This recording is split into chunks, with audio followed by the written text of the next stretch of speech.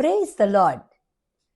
Mark எழுதின சுவிசேஷம் 9ஆம் அதிகாரம் 20ஆம் வசனத்திலிருந்து 25ஆம் வசனம் வரைக்கும் நீங்கள் படிக்கும் பொழுது ஒரு பிசாசு அலைக்கழிக்கிற ஒரு மகனை தகப்பன் இயேசுவினிடத்திலே கொண்டு வருகிறதை பார்க்கிறோம். சீஷர்களிடத்திலே கொண்டு போய் அவர்களால் செய்யக்கூடிய காரியம் ஒன்றுமில்லை.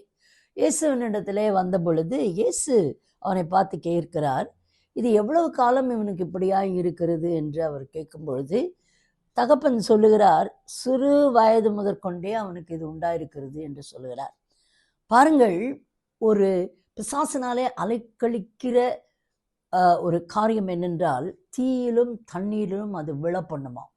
இன்னைக்கு அநேகர் சூசைடு, எரிந்து சாகிறார்கள், தண்ணீரில் விழுந்து போகிறார்கள், ஆக்சிடென்ட்ஸு, இதெல்லாம் எப்படி நடக்கிறது என்றால் இதில் பின்னணியிலே இது ஒரு பிசாசின் போராட்டம். இன்றைக்கு ஒருவேளை உங்கள் குடும்பத்திலே உங்களின் மத்தியிலே இப்படிப்பட்ட ஒரு எண்ணங்கள், தற்கொலைக்கான எண்ணங்கள், அலைக்கழிப்புகள் இருக்கிறது என்று உணர்கிறீர்களா? இன்றைக்கு ஆண்டவர் சொல்கிறார், இயேசு கிறிஸ்து ஒருவர் மாத்திரமே இவைகளிலிருந்து நம்மை விடுவிக்கக்கூடியவர். இயேசு நல்லவர். அவர் சொல்றாரு, விசுவாசிக்கிறவனுக்கு எல்லாம் கூடும். அவனை விடுதலையோடு இயேசு அனுப்புகிறதை நாம் பார்க்கிறோம் கடைசியிலே. ஆகையினாலே may God bless you with this wonderful word today, that Jesus is the deliverer and he delivers us when we look unto him. Amen. God bless you.